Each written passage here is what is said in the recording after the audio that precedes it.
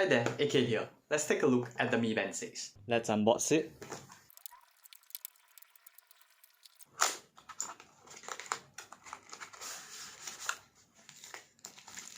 And here we have the band. Let's see how we can power it on.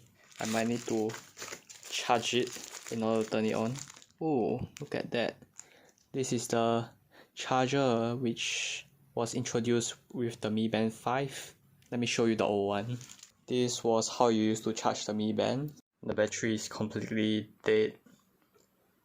And yeah, as you can see, I'm charging it right now. I'll get back to you when it fully charges. And there, fully charged. Okay, it's now asking me to pair it. So now let's open the Mi Fit app and then add a device, band, agree. Okay, then let's wait for it to search. And there, pair. Oh, time to update. That took about 5 minutes. And yeah, let's take a look around. We have the band settings, display settings. Okay, over here you can choose what to show on the band. Let's see, how do we change watch faces? Store, I guess.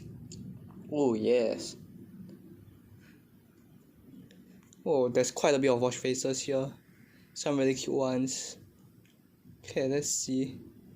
How big is this screen exactly? There's quite a bit of bezels around, but it is a pretty large display, especially when compared to the previous generations. This is just so much nicer. Like all previous Mi Band, this one can be removed so that the band can be replaced. Let's do a comparison with the Mi Band 4. This is the Mi Band 4. The reach here is quite a bit thicker, but overall it's just slightly thicker. On the thickest part they are about the same, and in terms of height they are about the same. The strap itself feels really soft. I'll be testing the Mi Band 6 over the next few weeks before pushing out my review, so stay tuned for that. See you!